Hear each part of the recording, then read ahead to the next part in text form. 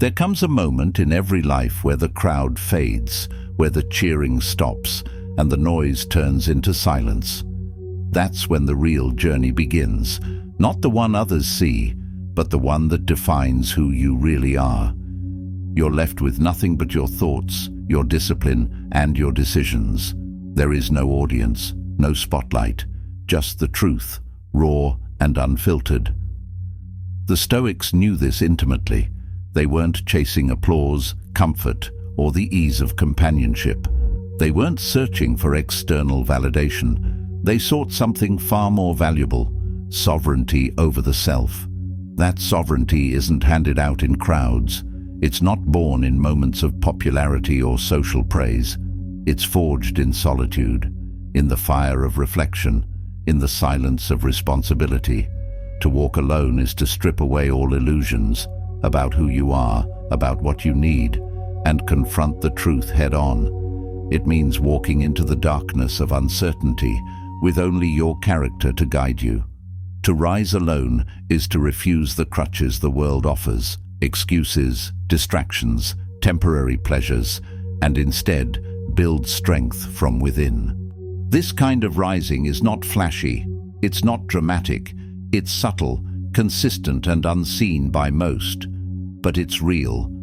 To win alone is to understand that the highest reward is not recognition, it is mastery. Mastery of emotion, mastery of attention, mastery of the self.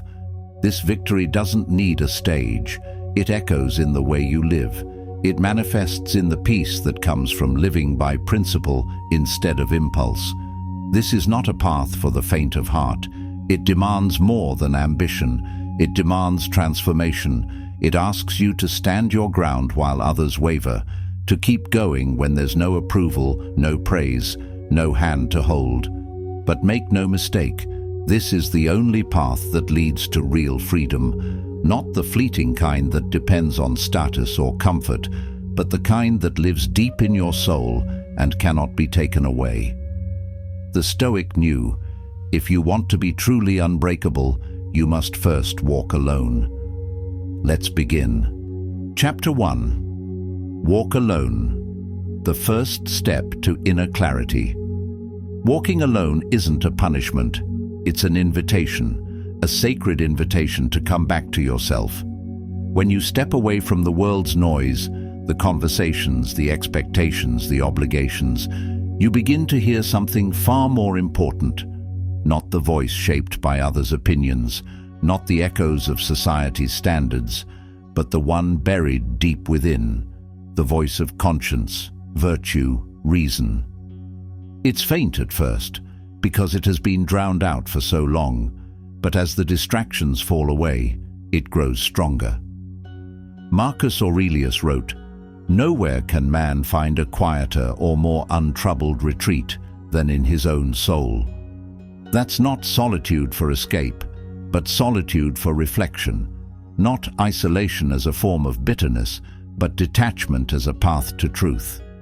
Walking alone is the art of removing distractions so that you can finally meet yourself, and not the version others expect, but the version that has always waited in silence. Too often we're tethered to relationships, habits and environments that dilute our potential. We become dependent on others to tell us who we are. We seek validation instead of alignment. We fear letting go, mistaking loneliness for failure and solitude for exile. But to the Stoic, alone doesn't mean abandoned. It means aligned. It means free. When you walk alone, you stop outsourcing your direction. You stop submitting to the tides of other people's moods and opinions.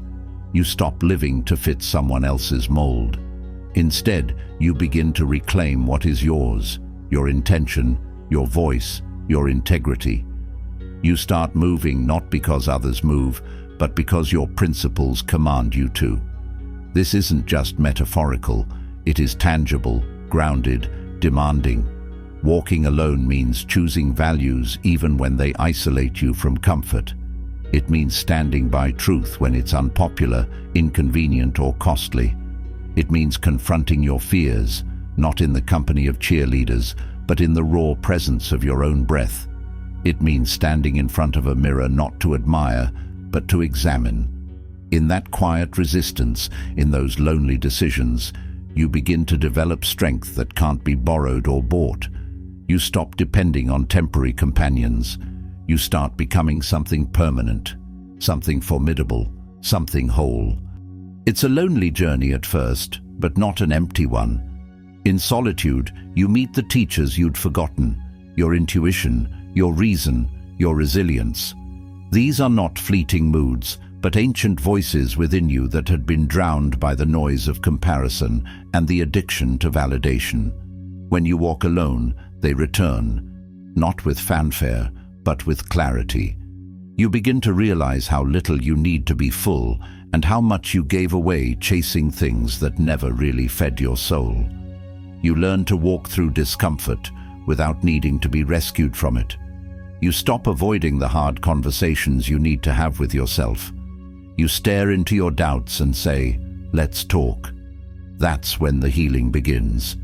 You learn to find clarity without external agreement. You understand that peace doesn't require consensus. You become someone who can sit still in a storm because you've built shelter inside. In practical life, this looks like setting boundaries even when it makes you feel misunderstood. It means saying no to the things that once gave you status but robbed you of your peace. It looks like choosing growth over fitting in, again and again.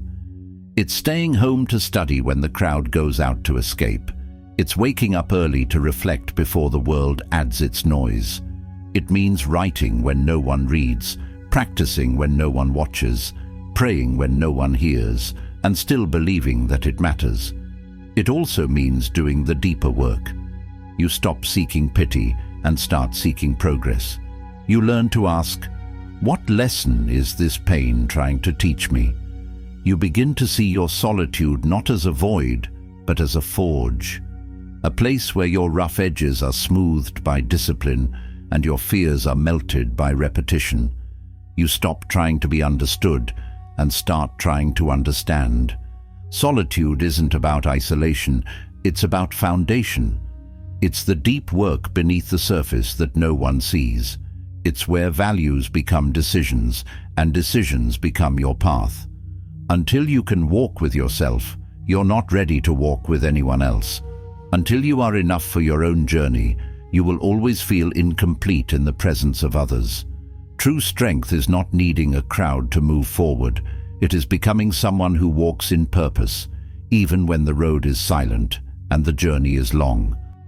Chapter 2. Rise Alone. Strength Built in Silence. To rise alone is to rise without applause. There is no crowd gathered to witness your quiet victories. No one is filming when you choose the hard path. No one is clapping when you refuse to quit after failing in silence. And that is precisely where the Stoic plants their roots, in the darkness, in the discomfort, in the moments the world overlooks. It's in these invisible hours that true strength is born, not in the spotlight, but in the shadows where only your resolve watches. There is something sacred about rising with no one to praise you. It means your motives are clean, your reasons are internal. You're not doing it for approval, status, or validation. You're doing it because something inside you refuses to settle.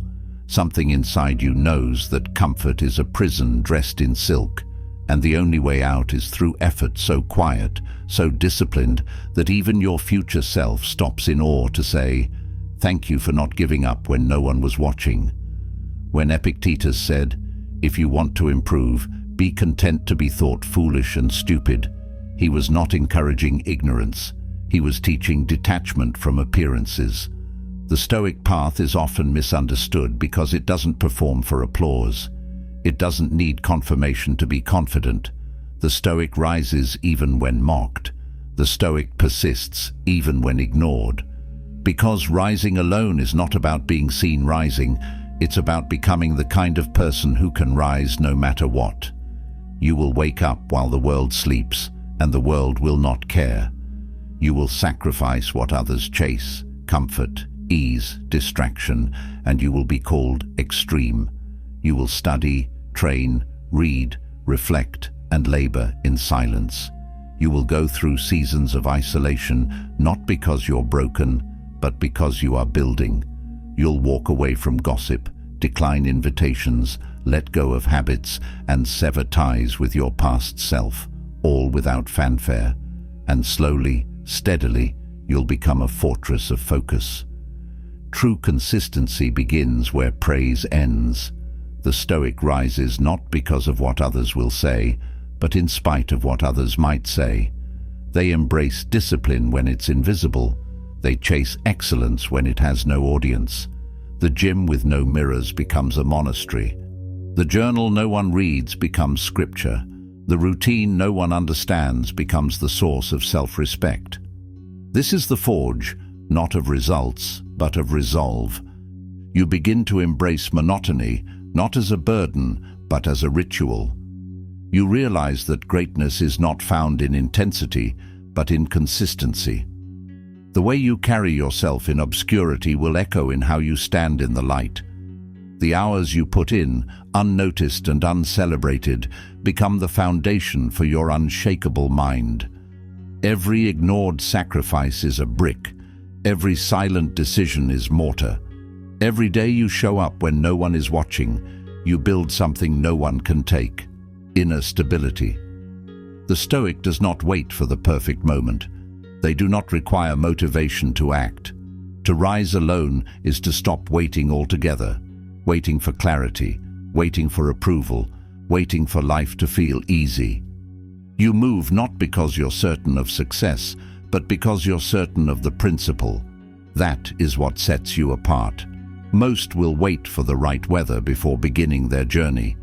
The Stoic walks in the rain, and when setbacks come, and they will, you do not panic, you do not spiral, you do not curse the world. Because you have been here before, you trained for this moment in silence, you rehearsed adversity in your discipline, you bled in private so you could stand in public. The world sees the result and calls it strength. But you know it wasn't born in victory, it was born in unseen moments of doubt, met with relentless action. This type of rising is lonely, yes, but it is never aimless. It has no parade, no trophies, no applause, but it has direction. And direction is everything. You are not rising to impress, you are rising to align. Align with your values, align with virtue, align with the deeper call of who you were meant to be. The Stoic asks not, will this be admired, but is this just? Is this worthy? Is this true? And in daily life, this principle transforms the mundane into the meaningful. You stop seeing your early alarms as burdens, they become declarations of intent.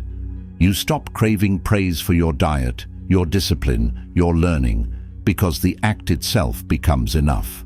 You understand that the reward is not in being admired for your commitment, but in being transformed by it.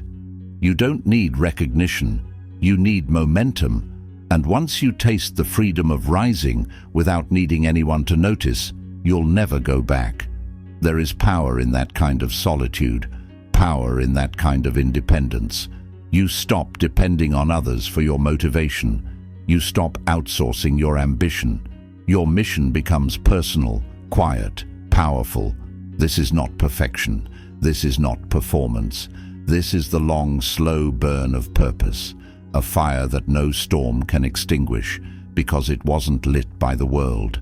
It was lit by you, and it will carry you through every season of silence, every night of doubt, every hill of resistance, because once you rise for yourself, you never need permission to rise again.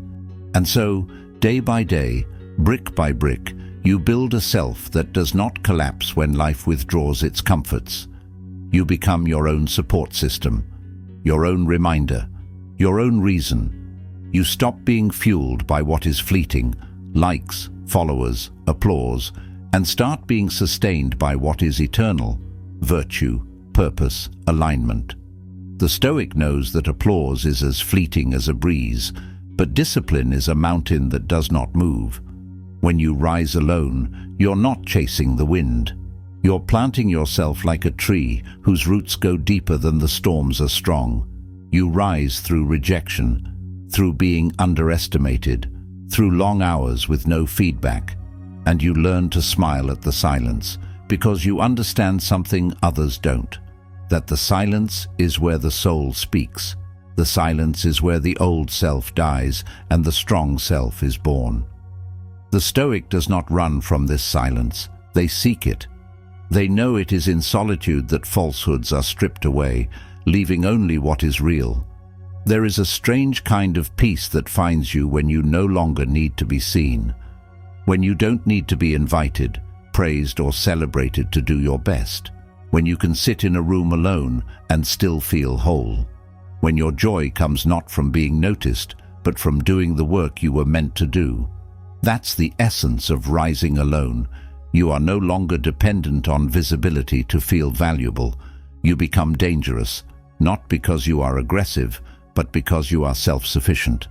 Because you no longer beg for energy, you generate it. Because you no longer rely on the world to lift you up, you lift yourself. You become dangerous to your former excuses, to your former addictions, to the weaker version of you that once needed validation to function. The man or woman who can rise alone becomes unstoppable, not because they are louder, but because they are rooted. People will ask how you stayed so consistent, how you remained so composed, how you achieved so much without needing the spotlight. And you'll have no dramatic story, no headline moment, no viral explanation. You'll simply say, "I stayed in the fight when no one knew I was fighting." That's the secret. That's the advantage of the Stoic path. Quiet suffering becomes quiet strength. Quiet action becomes quiet power. Let your life speak in the way you carry yourself. Let your energy declare what your words don't. Let your habits be louder than your hashtags. Let your presence reflect the weight of your inner work. Let them underestimate you and use it as fuel. Let them forget you and become unforgettable. Because when you rise alone, you don't just rise, you evolve. And when the day comes where the spotlight finds you, you won't need it. You'll be the same in silence as you are in celebration. That is the final transformation. You rise not to be seen, you rise to be whole. Let them talk, let them rest, let them wait. You rise. Chapter 3. Win alone. Victory without validation. To win alone is to understand that the ultimate prize is peace of mind, not praise. The Stoics never asked, "What will they think?" They asked, "What is right?" Because true victory isn't about triumph over others. It's about triumph over the self, over weakness, over impulse, over fear. Seneca once wrote, "It is not the man who has too little, but the man who craves more, that is poor." Winning alone means having enough within yourself. When you win alone, there's no need to shout it. There's no need to post it, prove it, or parade it. You don't need applause, validation, or likes. You've already proven it to the one who matters most, you. You've stayed disciplined when no one cared. You've chosen virtue over ease, substance over style. You've walked through doubt, through delay, through disappointment, and you didn't break. You bent, you flexed, you endured, and that quiet resilience became your crown. The Stoics understood that victory is not measured by noise, it is measured by peace. The one who can look in the mirror and say, "I kept going when I could have quit," has won more than the one who simply finishes first. This kind of winning can't be bought. It can't be gifted. It's not handed to you through praise or position. It's won quietly, step by step, decision by decision, through self-denial, through inner alignment, through repeated, relentless return to what is right. In the Stoic worldview, the wise person is victorious not when others fall behind, but when they rise above themselves. To win alone is to win without comparison, without needing to be better than anyone, just better than your former self. It is to conquer your impulses, your anxieties, your excuses. It is to stare temptation in the face and walk the other way. It is to sit with failure without flinching, and to meet success without swelling. In your own life, winning alone might mean staying sober when everyone else is celebrating recklessly, not because you're trying to be different, but because you're trying to be free. Freedom isn't loud, it's quiet. It's not in the noise of rebellion, but in the peace of self-control. It might mean walking away from toxic praise, the kind that feeds ego but rots the soul. It might mean choosing the harder path, one paved not with cheers, but with conscience. It might mean hitting your goals in silence and moving on to the next challenge without pause or celebration, because your mission doesn't need applause, it needs progress. Because when your reward is internal, nothing external can distract you, not flattery, not criticism, not even success. Winning alone also means your victory does not come at the expense of your integrity. You don't climb by stepping on others. You rise by stepping through your fear. You resist shortcuts because you understand that unearned victories are hollow. You understand that speed without substance is a trap. You resist the need to explain yourself because your life already does. Your actions speak louder than any defense. You resist the need to impress because alignment with your values is more satisfying than applause. You know that real confidence is silent and real fulfillment is invisible.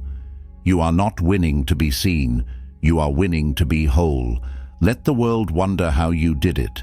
Let them question your silence, your calm, your discipline. Let them misinterpret your distance as arrogance, not knowing its devotion. Let them think you've drifted when really you've ascended. The farther you climb, the quieter it gets. Not because you're detached, but because you've refined your focus.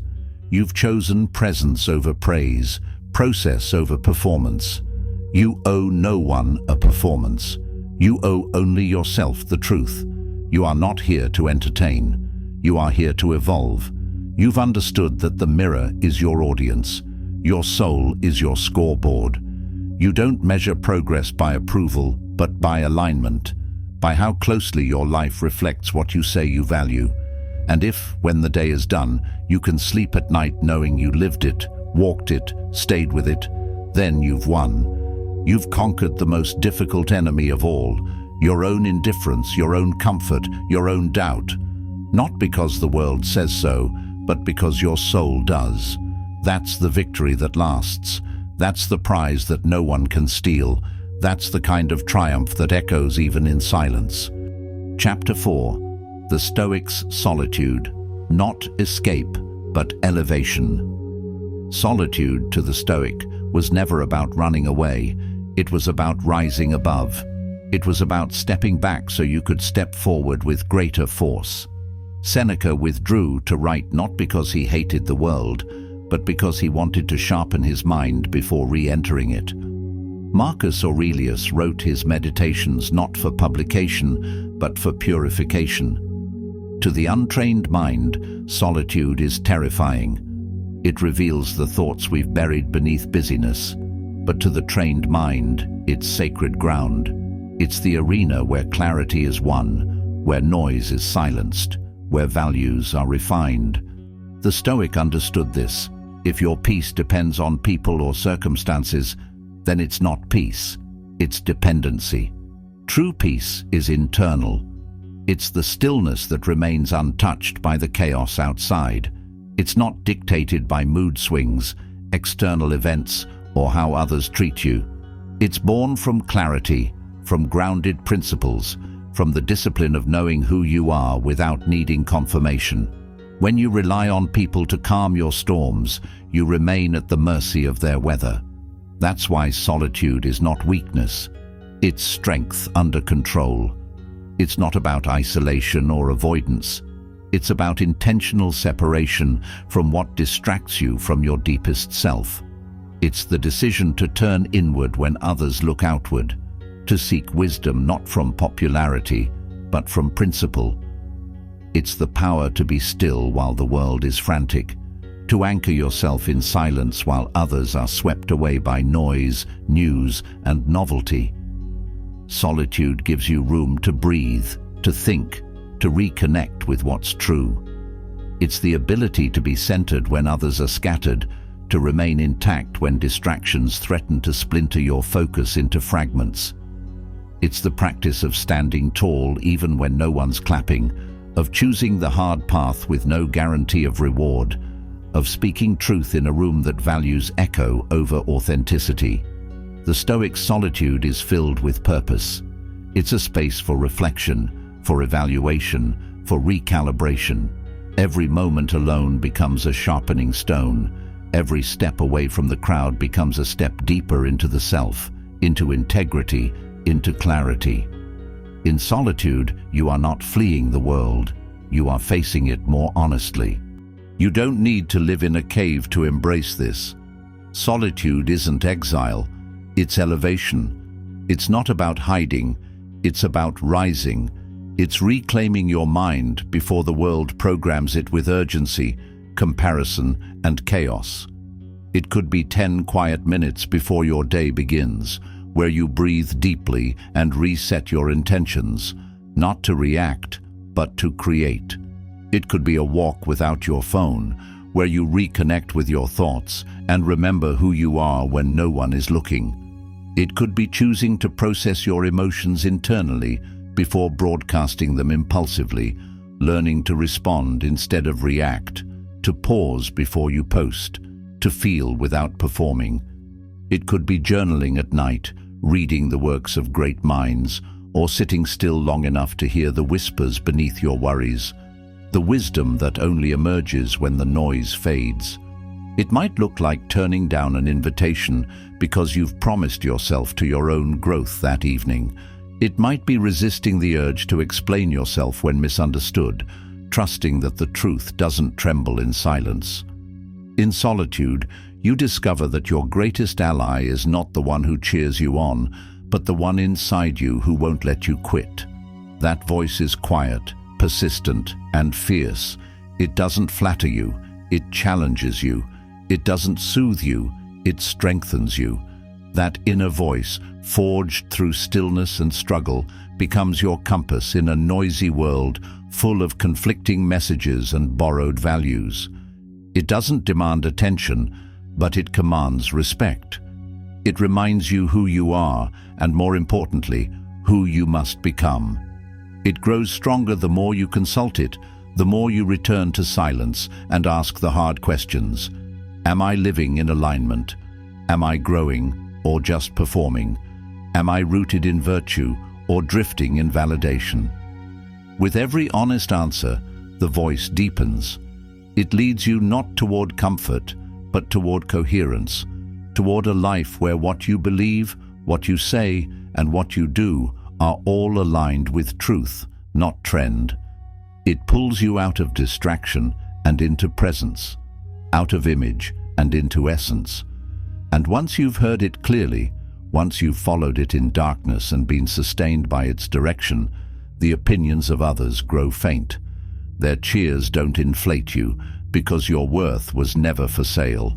Their criticism doesn't undo you, because you've already done the work in solitude. You are no longer directed by the crowd. You are led by your core, a core built not on applause, but on principle, not on noise, but on knowledge, not on agreement, but on self-mastery. And in that sacred clarity, you walk a path few see, but one you will never regret. Chapter 5. Self-sufficiency, the mark of inner freedom. The Stoics prized one thing above all, freedom. But not the modern illusion of freedom, the freedom to do whatever you feel. They meant something higher, something rooted in virtue and reason. Not the freedom of indulgence, but the freedom of discipline, the freedom to do what is right, no matter the cost. Not what is easy, not what is convenient, what is right. And that kind of freedom demands self-sufficiency. It demands that you become whole, grounded, unshakable, regardless of who shows up or stays away, regardless of whether you're surrounded or left standing alone. Self-sufficiency is not stubbornness, it's stability. It's strength that doesn't waver with the crowd. It's the knowledge that you can face any situation because you've trained for it, not physically only, but morally, emotionally, spiritually. Because you've built your character on principles, not personalities.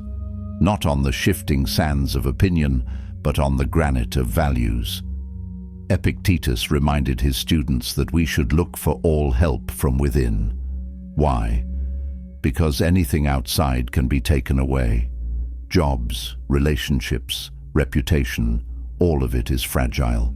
But what you build inside yourself, no one can steal.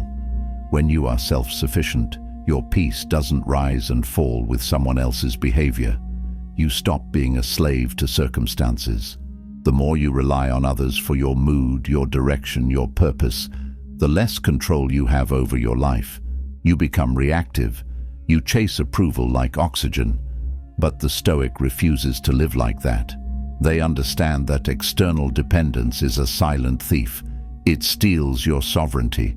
That doesn't mean pushing people away. It doesn't mean isolating yourself, rejecting community, or turning cold toward others. What it truly means is that you stop looking for someone to carry your weight. You stop expecting others to fill in your gaps, to complete you, to provide what only self-mastery can. It means standing on your own 2 feet so that relationships become additions, not necessities, enhancements, not anchors. People no longer define you, they support you. Their presence adds joy, not stability. Their absence does not unravel your foundation. You don't need someone to tell you who you are. You already know. You've already done the work of knowing, of questioning, of refining. Your identity is not stitched together by attention or association. It is forged in solitude and affirmed through disciplined action. You don't need others to validate your decisions. You've measured them against your values. You know what matters. You know what's right. You know where you stand. You stop needing permission to move forward. You stop waiting to be chosen, noticed, approved. You simply go because the mission is clear and the commitment is internal.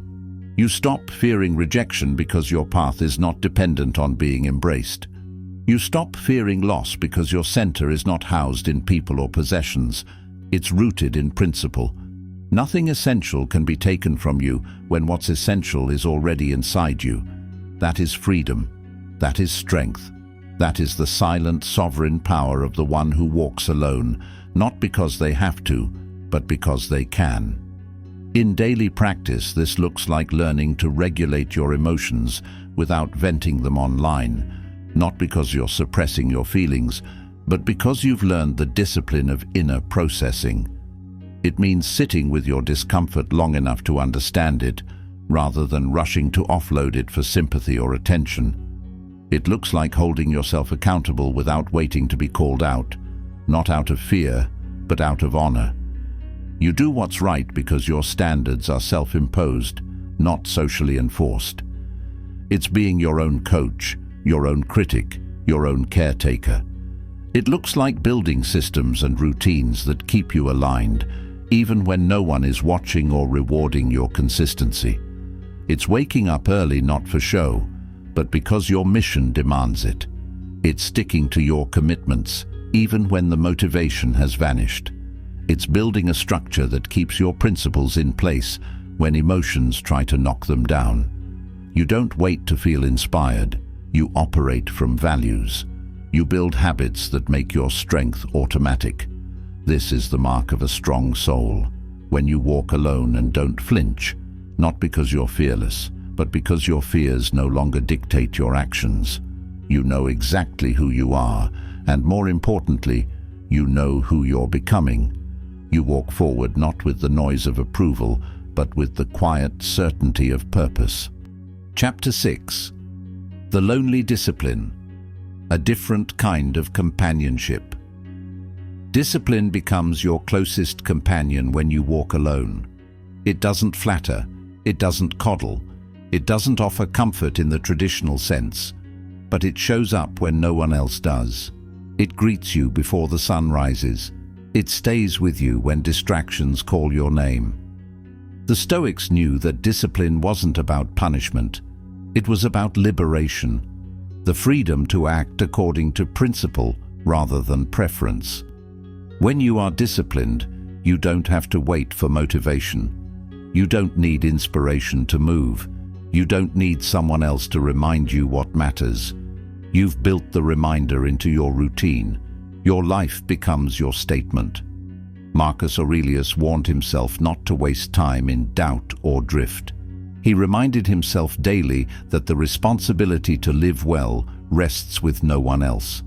The Emperor of Rome, surrounded by wealth, duty and noise, still turned inward every morning and evening to hold himself accountable. That's discipline, the act of rising without being called, doing what's right without being watched, returning to the work without being asked, continuing to push when there is no promise of reward. It's not a performance for the world, it's a pact with the self. The disciplined mind walks its own path and stays on it, not because it's easy, but because it's right. That kind of integrity doesn't bloom in crowds. It grows in the quiet soil of repetition and resolve. It's the result of thousands of small decisions made when no one's looking. This is a lonely kind of strength. There's no crowd in your kitchen when you choose healthy food over impulse. No audience in your study when you read instead of scroll. No applause when you say no to distractions, temptations, and shortcuts. But that's exactly where your integrity sharpens, in the unseen choices. The fork in the road between progress and comfort is never glamorous. It's silent, it's mundane, but it's defining. When the world is silent, you hear the voice of who you're becoming. That voice is not always gentle, but it is always true. It challenges you. It calls you out. It reminds you of the standard you chose, even when it hurts. And over time, that voice becomes your guide. Not a tyrant, but a torch. Not a critic, but a compass. Build routines that do not rely on emotion. Your emotions are guests. Your habits are anchors. Build discipline into your bones. Make excellence less about intensity and more about consistency. Create environments that support virtue over vice, clarity over chaos. Eliminate temptation by shaping your surroundings.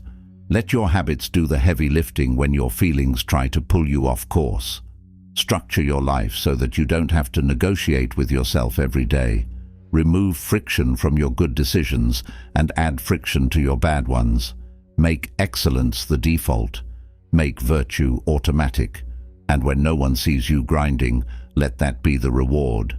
Let the obscurity refine you. Let the struggle purify you. Let your silence sharpen you.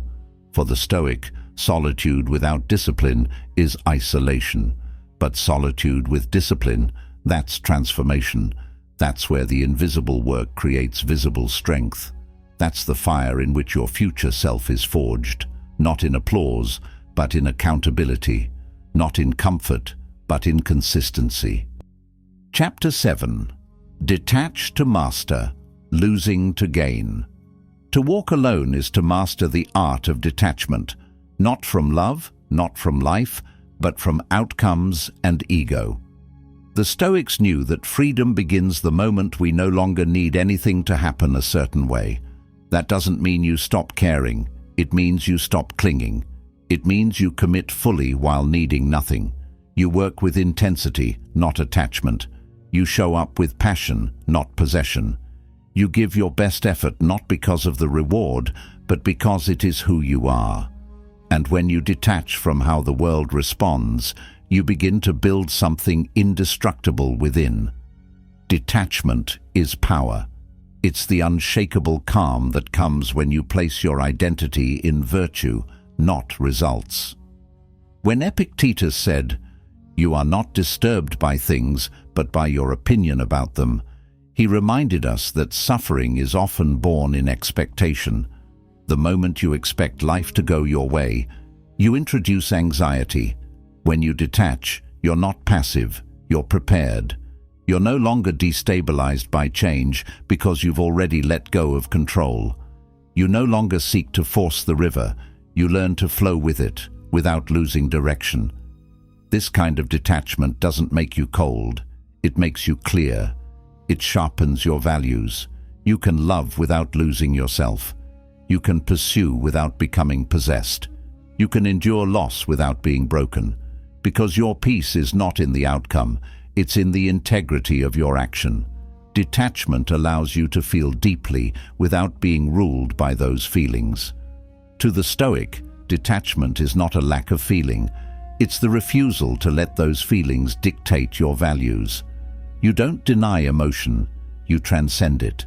You don't shut down your heart, you educate it with reason. In daily life, detachment might look like letting go of needing credit for your efforts.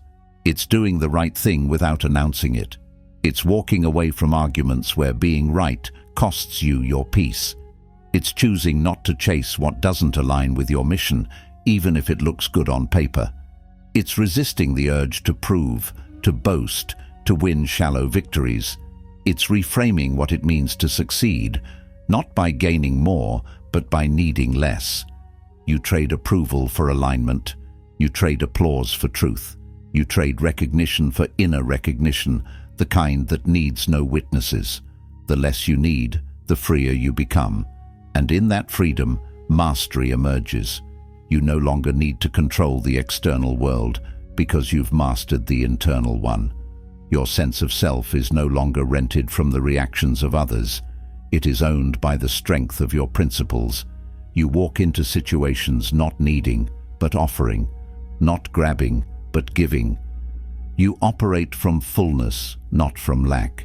You speak from truth, not from fear. And that posture, rooted, disciplined, detached, is what makes you untouchable. Because when the world can't tempt you with praise or crush you with rejection, you are finally free to live. Chapter 8. The Silent Victory. Unseen, unbroken. The world celebrates noise, but the Stoic honors silence. True victory doesn't need a stage. It doesn't come with fireworks or fanfare. It arrives quietly, often unnoticed, hidden in the folds of ordinary days. The Stoic sees through the illusion of performance. They understand that the greatest triumphs are not shouted, they are lived. They are the moments when you choose the higher road without witnesses, when you forgive without being asked, when you persist without being praised. Seneca wrote, "Sometimes even to live is an act of courage." He wasn't speaking of survival. He meant living well, living nobly, living virtuously when everything around you tempts you to settle for less. The silent victories are those no one will ever know about. The choices you made not to lie, not to indulge, not to retaliate. The decisions made in passing moments that would never earn applause, but silently mark your transformation. These wins do not decorate your resume, but they fortify your soul. They are the quiet bricks that build an indestructible character. They are the battle scars hidden from the world, but honored by the inner self. These victories happen in the privacy of your thoughts, in the pause between impulse and response, in the difficult choice no one else would notice. The path to becoming unbreakable is not lined with trophies. It's built with restraint. It is built with the sacred strength to hold back when it would be easier to explode. When you feel the emotions swell but respond with reason, you win something more than the moment. You win dominion over yourself. When you want to quit but keep showing up, you prove that endurance is not luck, but loyalty to your mission. When your old self wants to rise, but you answer with discipline, you confirm that evolution is not found in inspiration, but in resistance. These are the moments of mastery. These are the battles that build a man, not the ones fought in public, but the ones survived in silence. You win quietly. You rise silently. And yet, what you become resounds louder than words. It changes how you move, how you speak, how you lead, and how you love. In daily life, silent victories might look like walking away from an argument you could easily win, not out of weakness, but out of wisdom. It might look like declining praise that feeds your ego and choosing humility instead. It might mean letting go of the need to prove yourself, and instead proving your principles. It's smiling through difficulty, staying calm through chaos, and staying consistent when no one is keeping score. These choices will rarely be understood, but they will always make you stronger. Each one is a notch in your internal armor. You build an internal legacy, one only you and your conscience will ever see. But that is more than enough, because your soul remembers. Let the world look for heroes in headlines. Let them chase moments that glitter. Let them measure success by applause and celebration. The Stoic trains for the invisible. They invest in the hidden realms of strength, character, restraint, purpose. They find power in the private. They hold fast in the quiet. They don't broadcast their efforts or campaign for admiration because they understand that virtue is its own reward. Because they know what the world doesn't see is often what defines who you really are. Not the spotlight, but the shadows you mastered before ever stepping into the light. The hours spent in silence, the sacrifices made in secret, the emotions wrestled with in solitude. These are the things that forge true greatness. Don't tell everyone what you are doing or what you are planning. Not because you're hiding, but because you're protecting. There is a sacredness in silence, a kind of invisible armor that shields your momentum from interference. Energy leaks where attention flows, and not everyone who watches you wants you to win. Some want to compete, some want to copy, some want to destroy. Others pretend to support you while secretly hoping for your failure. And when your vision is exposed too soon, it becomes vulnerable to misinterpretation, ridicule, and sabotage. Not all attacks are loud. Some come in the form of doubt, planted by those who claim to care. Don't show off your success in a social media story or a soundbite, because the truth is, no one cares as much as you think they do. And in fact, many will resent you for it. They will smile to your face and root against you in silence. They will pretend to clap, but hope for your fall. Your wins may invite celebration, but they also attract envy. It's not personal, it's human nature. And for that reason, it's wise to keep your garden behind a wall until the roots are deep and the fruit unshakable. Protect your peace, protect your strength and your success. And the best way to do that is to keep everything private. Let your progress be your prayer. Guard your momentum like a sacred fire, because the more people see it, the more they will try to blow it out. Privacy is power. What is hidden is harder to hit. What is quiet is harder to corrupt. What is kept sacred is harder to scatter. Let the results speak louder than announcements. Let your excellence be understated but undeniable. Let the growth and success speak for itself, not in noise, but in presence, not in stories, but in standards. Let your integrity echo louder than your marketing. That is how the Stoic moves, with quiet fire, invisible strength, and unshakable discipline. Their steps are light, but their impact is heavy. Their voice may be soft, but their example shouts truth. And in a world obsessed with appearances, nothing is more rebellious or more powerful than progress kept private. Chapter 9. Build the inner citadel. To walk alone is to build a fortress within, a stronghold that no storm can shake. Marcus Aurelius called this the inner citadel, and to the Stoic, it is the most sacred architecture one can construct. The outer world is unpredictable. People leave, opportunities fade, fortunes rise and fall, but the inner citadel remains if you build it right. It's where your peace lives. It's where your values are guarded. It's where your identity no longer depends on circumstance. The inner citadel is not built in a day. It's built every time you choose discipline over distraction, Every time you pick virtue over convenience, every time you respond with calm instead of chaos. The stones are laid in morning routines, evening reflections, and difficult moments endured with grace. You become the architect of your strength, and each choice is a brick. When the world is loud, the citadel is silent. When others panic, you return to your foundations. The inner citadel allows you to face betrayal without bitterness, loss without despair, and success without arrogance.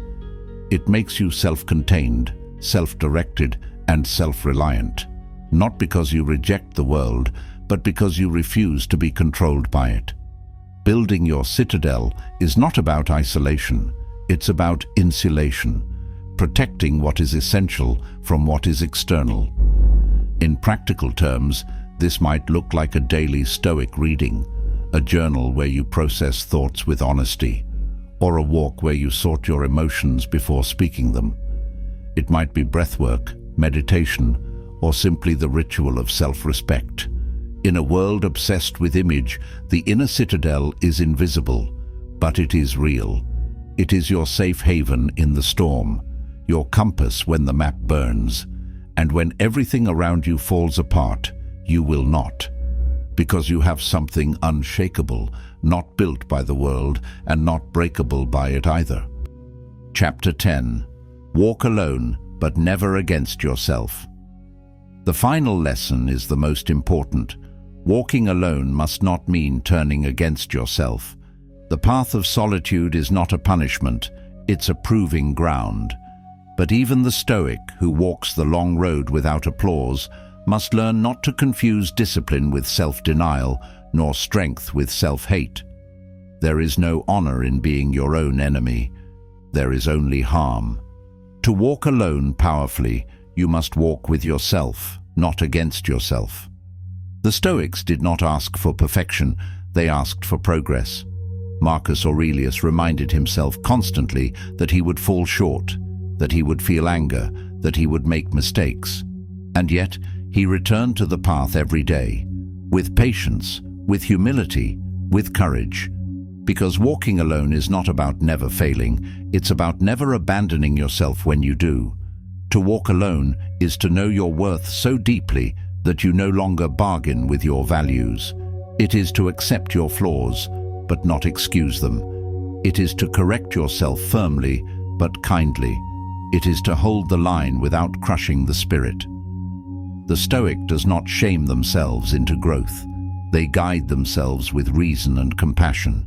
They demand high standards, but not out of fear, out of love for the strength they are becoming. In your own life, this means showing yourself the same respect you offer to others. You wouldn't mock a friend for stumbling, so don't tear yourself down when you falter. You wouldn't abandon someone you believe in, so don't abandon yourself in your weakest hour. It means resting when you need recovery, not as an escape, but as a strategy. Because a rested mind makes sharper decisions, and a steady soul endures longer storms. Rest is not laziness, it is preservation. It is a declaration that your energy is sacred and must be managed with wisdom, not burned for vanity. It means speaking to yourself, not with cruelty, but with clarity. To be honest without being harsh. To be firm without being fatal. When you fall short, it means reflecting without ruminating, correcting without condemning. You don't rise by breaking yourself. You rise by believing in yourself more than your lowest moment. The Stoic knows that inner dialogue becomes outer action. If your words to yourself are filled with venom, your spirit will wilt. But if they are filled with direction, even in discipline, your character will bloom. So walk alone, but walk with honor. Rise alone, but rise with purpose. Win alone, but win with peace. Let your solitude not become a prison of pressure, but a temple of preparation. Let your silence be filled with intention. You do not need to be seen. You do not need to be followed. You do not need to be understood.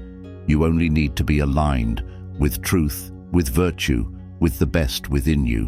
When the world grows loud, the path gets dark. or your energy runs thin, return to this. The one who walks alone does not walk empty. They walk full of discipline, full of clarity, full of strength.